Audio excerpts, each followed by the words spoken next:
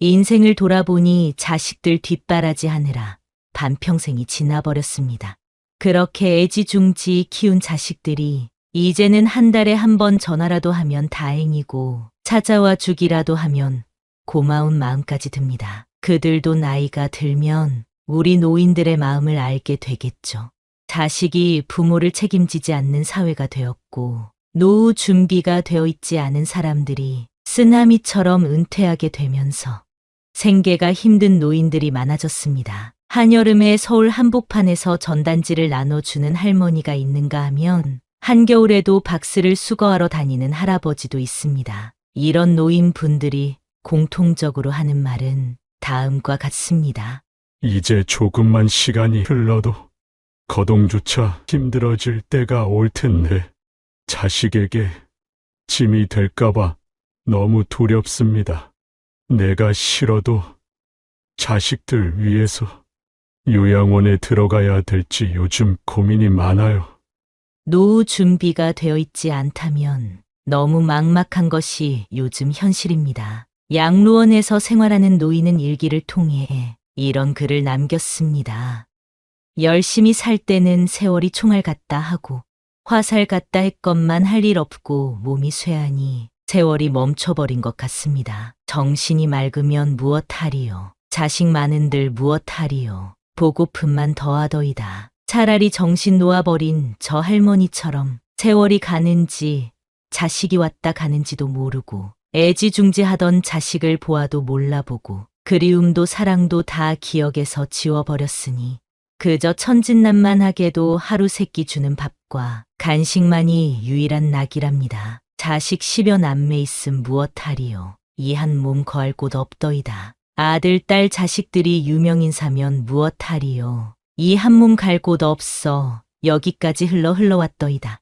허리띠 졸라매고 최고학벌 자랑하며 고생도 보람으로 알고 자식 뒷바라지 했던들 무엇하리요. 작디 작은 이 한 몸, 자식 아닌 사람 손에 메인 것을 인생 종착역인 이곳까지가 멀고도 험하였으니 종착역에 벗은 많으나 마음 나눌 곳 없어 외롭더이다. 앞 못 보는 사람, 듣지 못하는 사람 속에 맑은 정신은 더 외롭더이다. 치매로 정신을 망각함은 차라리 고통에서 벗어나는 유일한 방법인지도 모르겠습니다. 몸 쇠하고 정신 맑으면 무엇하리요. 괴로움만 더한 것을 가는 마당에 야속함도 사랑도 그리움도 추억도 정신에서 모두 내려놓으니 차라리 마음이 홀가분할 뿐 모진 비바람 다 지나간 조용히 흐르는 저 호수 같은 잔잔한 마음으로 돌아갈 뿐인 것을 열심히 살았다고 생각한 인생이 허무하게 느껴질 땐 얼마나 힘이 들까요? 지난 날에 대한 후회가 있는 것이 인생이라 하지만 다시 한번 그때로 돌아간다면 어떤 인생을 살고 싶으신가요? 많은 사람들이 인생을 다시 살게 된다면 이렇게 살고 싶어 한다고 합니다. 첫 번째, 자유롭게 살아보는 것. 나이가 들수록 지난 날들에 대한 후회가 남기 마련입니다. 그 중에서도 많은 사람들이 하는 후회는 바로 나는 더 자유롭게 살았어야 했다는 것입니다. 왜 이런 후회를 하는 것일까요? 그 이유는 살면서 많은 책임이나 의무에 얽매여 살아왔기 때문입니다. 예를 들면 우리는 가족이나 직장 그리고 사회적인 시선이라는 틀 안에서 살아가게 됩니다. 이렇게 살아가는 것이 당연하다고 생각하고 젊을 때는 우리에게 무한한 시간과 가능성이 있다고 착각하게 됩니다. 하지만 나이가 들면서 현실의 벽을 느끼고 시간은 한정되어 있다는 사실을 깨닫게 됩니다. 우리는 후회를 남기지 않기 위해 용기를 내야 할 필요가 있습니다. 이제부터라도 자유롭게 살기 위한 방법으로 남을 너무 의식하지 않고 사는 삶을 살아보는 것도 좋을 것 같네요. 두 번째, 억누르고 살아왔던 것. 어렸을 때부터 감정을 억누르는 방법을 배우고 참고 살아야 된다는 말들을 많이 들어왔습니다. 그러다 보니 내가 표현해야 할 때 표현하지 못하고 나중에 후회하면서 왜 그때 참고 넘어갔을까 후회하는 일들이 많습니다. 그리고 남과 충돌하는 것을 피하기 위해 그냥 참고 넘어가는 경우도 많습니다. 하지만 필요할 때는 표현해야 하는 법입니다. 여러분도 살면서 마음 속에 맺힌 것들이 많을 텐데요. 누구에게도 말 못할 응어리진 것들을 댓글로라도 풀어내보세요. 마음이 조금은 편해질 것입니다. 세 번째, 베풀고 나누며 살고 싶다. 우리는 베풀고 나누는 것 그리고 기부에 대해 금전적인 것으로만 생각할 때가 있습니다. 하지만 베풀고 나누는 것은 내가 가진 재능을 가지고도 할 수 있고 봉사를 통해서도 할 수 있습니다. 또한 가족이나 친구 같은 가까운 관계에 있는 사람들에게 관심을 갖고 도움을 주는 것도 베풀고 나누는 것이 됩니다. 베풀고 나누는 것에 대해 너무 어렵게만 생각하지 말고 내가 가진 것을 마음이 가는 곳에 나누며 살아간다면 더 의미 있는 삶이 될 것입니다. 네 번째, 타인에게 지나치게 간섭할 것. 많은 사람들이 남의 일에 참견하고 훈수를 두는 것을 좋아합니다. 과거의 경험을 가지고 현재를 살아가고 있는 사람들에게 조언하지 말고 응원해 주세요. 또한 시대가 급변함에 따라 남에게 관심을 갖는 것보다 나를 위해 현재를 사는 것이 더 유익하다고 생각하는 사람들이 많아지고 있습니다. 상대를 위해서 간섭했지만 상대방 입장에서는 그게 기분이 나쁠 수도 있고 그래서 사이가 멀어지는 경우도 종종 있습니다. 이런 일들은 부모, 자식 간에도 일어나는 일입니다. 그렇기 때문에 아무리 자식일지라도 지나치게 개입하는 것보다 상대방의 모습을 그 자체로 이해하려는 자세를 갖는다면 나중에 이런 후회를 줄일 수 있을 것입니다. 다섯 번째, 있을 때 저축하고 아껴 쓸 것. 많은 사람들이 자신은 한없이 돈을 벌 수 있고 일할 수 있을 것이라고 착각합니다. 사람이라면 언젠가는 은퇴할 시기가 있다는 사실을 기억하세요. 싫어도 흘러가는 것이 세월이고 그렇게 다가오는 것이 노후 생활입니다. 현재의 만족과 보상 심리 때문에 지나친 소비를 하는 것은 위험합니다. 또한 자녀들의 사업이나 교육에 지원하는 것을 노후 준비로 생각하는 것도 위험합니다. 자녀와 나의 삶은 분리해서 보는 것이 현명한 노후 준비를 위해 도움이 될 것입니다. 조금이라도 벌 수 있고 모을 수 있을 때 저축하세요. 조금씩이라도 늘어나는 통장 잔고를 보면서 소박한 기쁨을 느껴보는 것도 좋은 방법입니다. 여섯 번째, 관대한 마음으로 살 것. 지나온 삶을 돌이켜보면 너무나도 엄격한 기준으로 살아온 것 같아 후회가 남습니다. 요즘에는 특히 타인에게 너무 엄격한 기준을 가지고 판단하는 세상이 된 것 같지 않나요? 내로남불이 기본이 되어버린 세상에서 우리의 삶의 의미를 더하기 위해서 타인과 나에게 조금 관대한 마음으로 사는 것은 어떨까요? 우리는 융통성을 가지고 삶을 바라본다면 마음의 여유를 되찾을 수 있을 겁니다. 일곱 번째, 지나간 과거에 너무 집착하지 말자.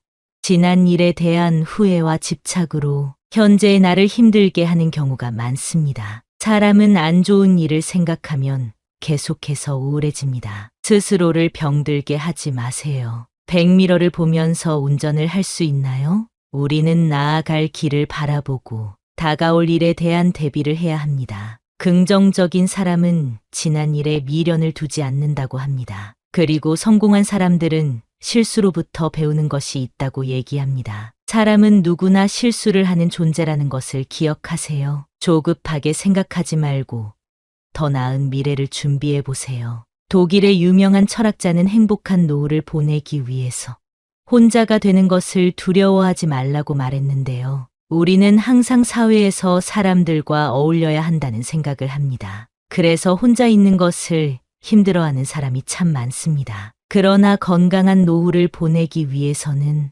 혼자 있는 시간을 소중히 여기고 스스로를 존중할 줄 아는 사람이 되어야 합니다. 다른 사람과 어울리는 것보다 내가 무엇을 원하는지, 내 마음은 어떤지를 아는 것이 더 중요합니다.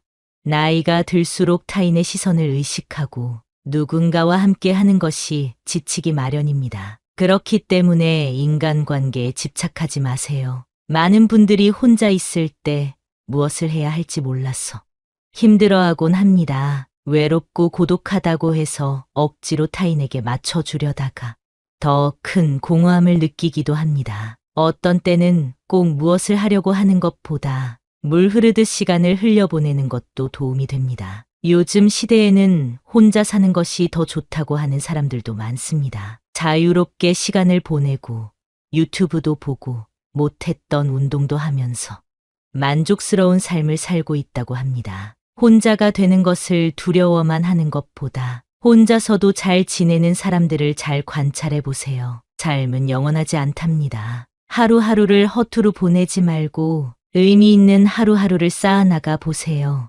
늦었다고 생각하지 말고 내가 무언가 배울 수 있는 기회가 있다면 그 기회를 놓치지 말고 배워보는 것도 좋습니다. 행복하고 건강한 노후를 위해 운동도 부지런히 하시면서 100살 넘게 행복하게 사셨으면 좋겠습니다. 여러분의 인생을 위해 항상 기도하겠습니다. 은퇴한 중년들은 말합니다. 노는 게 질렸어요. 하루하루가 1년처럼 느껴집니다. 자식들은 자기 인생 사느라 얼굴도 안 비추고 여행도 한두 번 다녀보니 노동이나 다를 바 없게 느껴지네요. 평생을 규칙적으로 일을 하고 살다 보니 은퇴 후 주어지는 자유 시간에 무엇을 해야 할지 몰라서 막막해 하는 분들이 많다고 합니다. 그래서 요즘 대부분의 중년은 취미가 없고 TV나 유튜브를 보며 하루하루를 허무하게 보내고 있다는데요. 한편으로는 이런 모습이 불쌍하게 느껴지기도 합니다.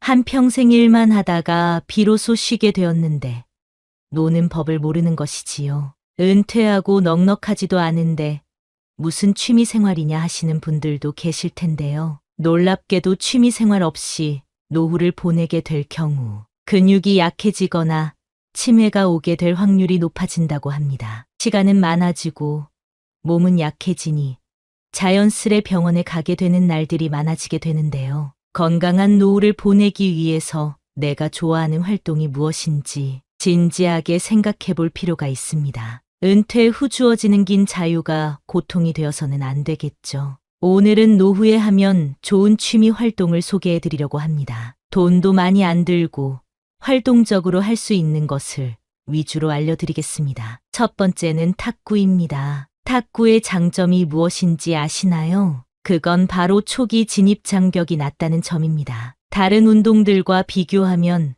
근력이나 체력적으로 부담이 적고 남녀노소 모두가 즐길 수 있는 스포츠입니다. 이런 탁구가 놀랍게도 수영이나 달리기와 비슷한 운동 효과를 준다고 하는데요. 심폐지구력이 향상되고 고혈압이나 고지혈증과 같은 질병에도 도움을 줄 수 있습니다. 다이어트에도 탁월한 효과를 보여준다고 하니까 한번 시도해보면 좋을 것 같습니다. 게다가 탁구는 비용도 저렴하고 실내에서 할 수 있는 스포츠이기 때문에 날씨의 영향도 적게 받는 운동입니다. 내가 마음만 먹으면 언제든지 할 수 있고 찾아보면 동네에 꼭 한두 개 정도의 탁구장이 있을 정도로 접근이 쉽습니다. 그리고 탁구를 할 때 공에 집중을 하는 훈련이 돼요. 집중력에도 도움이 되고 부상 위험도 적은 스포츠이기 때문에 80대에도 큰 무리 없이 즐길 수 있는 스포츠라는 사실을 기억해 주세요. 두 번째는 독서입니다. 책을 읽는 행위가 뇌에 긍정적인 자극을 준다는 사실을 알고 계셨나요? 무언가를 읽고 기억에 저장하려는 행위가 뇌 건강에 큰 도움을 준다고 합니다. 이는 치매 같은 질병을 예방할 수 있다는 것을 의미하는데요. 요즘에는 유튜브나 틱톡의 짧은 영상을 많이 보게 되어 집중력을 떨어뜨리고 무언가 길게 할 수 없게 되는 경향이 있습니다. 하지만 느긋하게 독서를 하는 것은 우리 몸에 집중할 수 있는 에너지를 길러주는 훈련을 하는 것과 같습니다. 또한 독서를 하면서 생기는 뇌의 자극을 통해 건강한 생각과 영감을 얻게 해주고 정서적으로도 안심시켜주는 효과가 있기 때문에 좋은 책을 찾아 읽어보시는 것을 추천드리겠습니다. 하루에 한 장으로 시작해서 2장,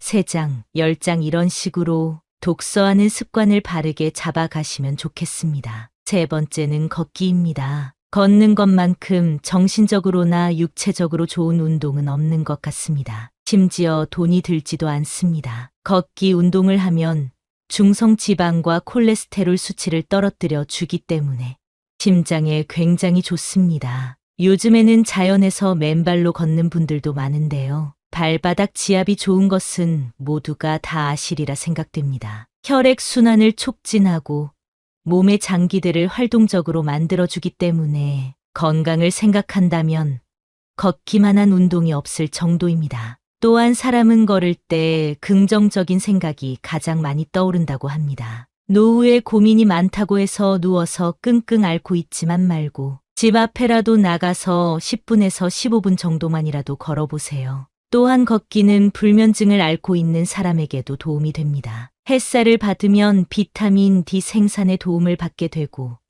세로토닌 생성을 촉진하여 기분을 좋게 만들어주거나 스트레스를 줄여주는 효과를 경험할 수 있습니다. 은퇴 후 우울증에 걸려 고생하시는 분들이 많은데 햇볕은 우울증 완화에도 도움이 된다고 하니까요. 오늘부터라도 당장 걷기 운동을 시작해 보시는 것을 추천드리겠습니다. 네 번째는 그림 그리기입니다. 그림을 그리는 행동은 손을 움직이고 뇌와 시청각적 자극을 불러일으키는 활동입니다. 이 과정에서 기분을 좋게 만들어주는 도파민을 분비시키고 스트레스를 줄여주는 효과가 있다고 합니다. 제가 아는 선생님도 그림 그리기를 취미로 하고 계신데요. 그분이 하시는 말씀이 그림을 그리면 우울감이나 부정적인 감정이 사라지고 침착하고 고요해지는 기분을 느낀다고 합니다. 손을 많이 쓰면 뇌에도 도움을 준다는 사실을 다들 알고 계시지요? 실제로 미술을 할 때 불안감, 우울증이 완화되고 두뇌 건강에도 도움이 된다는 연구 결과가 있다고 합니다. 실내나 야외 등 장소에 제약 없이 펜 하나만 있어도 가능한 것이 그림 그리기이고 내가 그림을 그릴 줄 모른다면 요즘에는 유튜브 등을 통해 배움에 접근하기도 쉬우니까요. 꼭 한번 도전해 보시길 권장드리겠습니다. 다섯 번째는 자전거 타기입니다. 40대에서 50대 분들이 시작하면 좋은 취미인데요. 달리기와 함께 대표적인 유산소 운동인 자전거 타기는 하체 중에서도 허벅지를 강화시키는 운동입니다. 허벅지 근육은 걷기, 뛰기, 앉기, 일어서기 등과 같은 모든 움직임에서 우리 몸을 지탱하고 균형을 유지하게 해줍니다. 또한 몸의 대사를 증가시키고 혈액순환에도 도움을 주는데요. 자전거를 꾸준히 타게 되면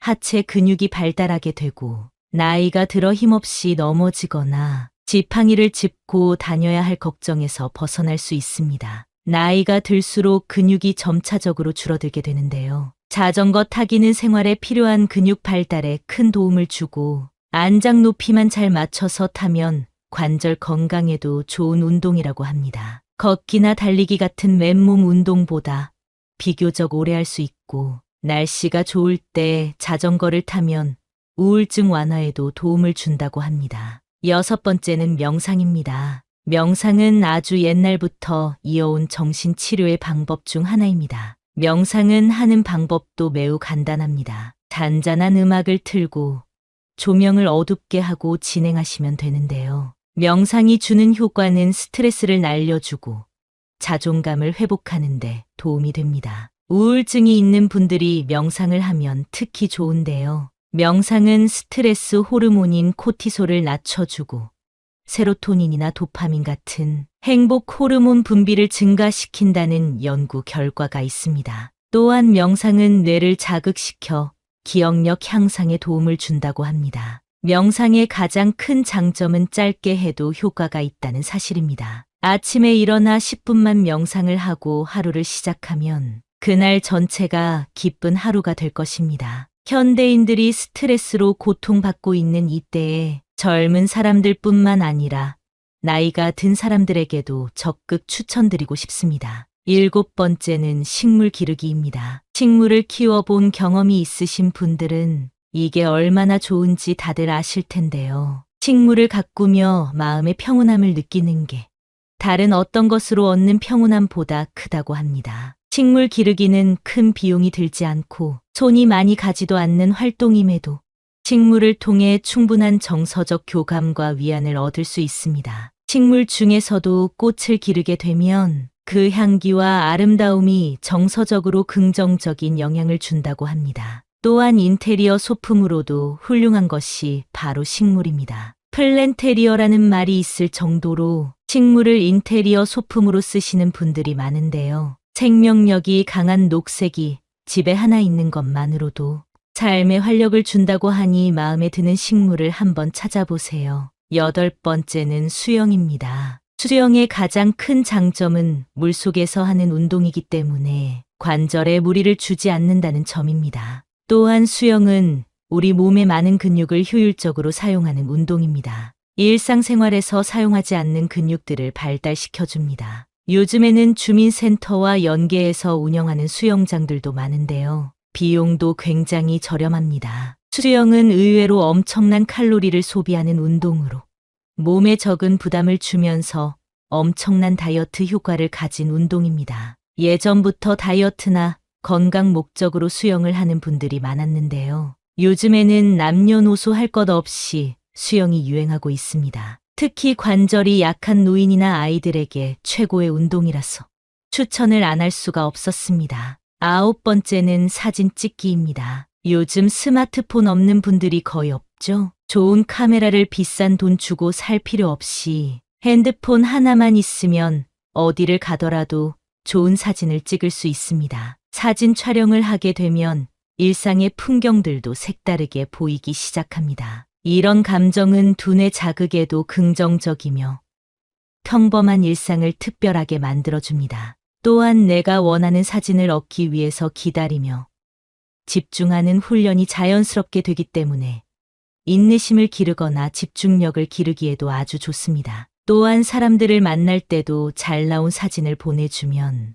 그것만큼 인기를 끌기 좋은 게 없습니다. 오늘부터 사진을 잘 찍는 연습을 시작해 보세요. 아주 평범한 것이라도 상관없습니다. 주변 사물부터 지인들까지 하나하나 촬영하며 추억을 쌓아보세요. 10번째는 악기 연주하기입니다. 나이 많은 사람들이 무슨 어려운 악기 연주를 하냐 말씀하실 수 있는데요. 연주를 잘하는 것보다 연주를 배우는 시간에 얻는 것이 정말 크다고 말씀드릴 수 있을 것 같습니다. 먼저 악기를 배우게 되면 비슷한 또래의 사람들과 만나게 되고 악기 연주라는 공통점을 가지고 교류하게 되기 때문에 금방 가까워질 수 있습니다. 또한 악기 연주는 굉장히 건강한 취미로서 사회적으로도 좋은 친구를 만날 수 있는 기회를 얻기도 합니다. 신체적으로나 순발력이 조금 부족한 노인들은 우쿨렐레와 같은 접근하기 쉬운 악기로 시작해 보시는 것을 추천드립니다. 사람이란 항상 목표를 가지고 살아야 되는 것 같습니다. 저는 은퇴는 끝이 아니라